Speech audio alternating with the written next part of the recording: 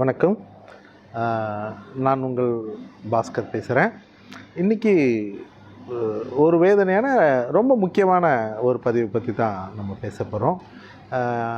இன்றைக்கி காலையில், அதாவது நேற்று ராத்திரி நான் சாப்பாடு போட ஆரம்பித்து, நான் சாப்பாடு போட்டு முடிக்கும்போது விடிய காலம் 4 மணி ஆகிடுச்சு இன்றைக்கி.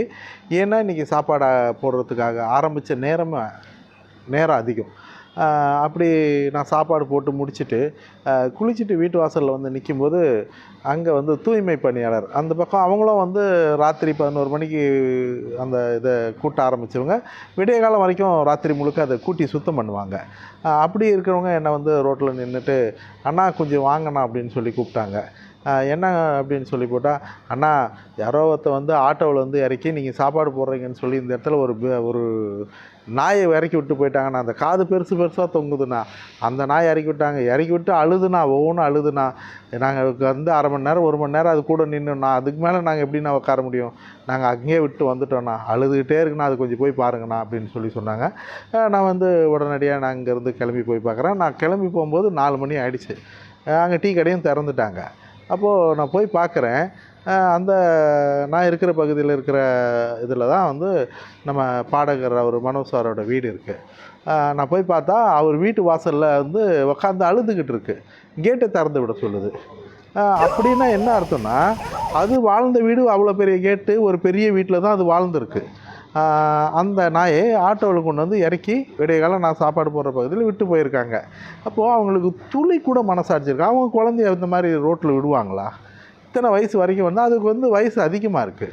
அப்போ வயசு வளர்த்துட்டு அதுக்கப்புறம் பொண்ணு ரோட்டில் போட்டு போகிறாங்கன்னா அவங்கக்கிட்ட ஒரு துளி கூட மனிதாபிமானமே அப்படின்னா என்னன்னு தெரியாத ஒரு மனிதர்களாக தான் இருப்பாங்க. இப்போது அது ரோட்டில் அங்கங்கே அழுதுட்டு கத்திக்கிட்டு இருக்கு. அவங்கள தேடுது. இப்போ எங்கே போகாது? இப்போது நான் உடனே அவனை எடுக்க முடியாது. ஏன்னா 4 மணி ஆகிடுச்சு. நான் எடுத்துகிட்டு போய் வைக்கிறதுக்கு இடம் இல்லை. நான் கொஞ்சம் தூங்கணும். நான் கொஞ்சம் தூங்கி எழுந்து பார்க்கலான்னு பார்க்குறேன். பகலில் அந்த நாய் இல்லை. அப்போ அது அந்த ஏரியாக்குள்ளே தான் எங்கேயாவது சுற்றிக்கிட்டு இருக்கோம். கண்டிப்பாக எனக்கு தகவல் கிடைக்கும். அது எங்கேயாவது நான் அடாப்ஷன் கொடுத்துருவேன்.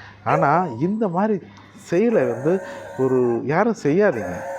உங்களால் வளர்க்க முடியும், கடைசி வரைக்கும் முடியும்னா மட்டும் நாயை வாங்குங்க. அது விலை கொடுத்து தானே வாங்கியிருப்பீங்க. விலை கொடுத்து எதுக்கு வாங்கி அதை சித்திரவதை கொடுத்துறீங்க?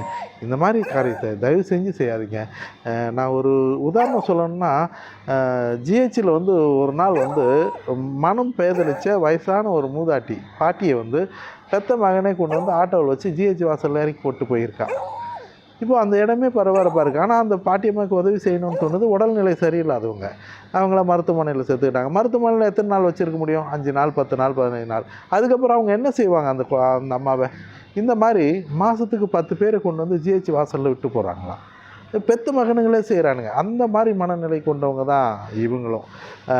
தயவு செஞ்சு கேட்குறேன், உங்களால் கடைசி காலம் வரைக்கும் வளர்க்க முடியும்னா நாயை வாங்குங்க, நாயை தத்தெடுங்க.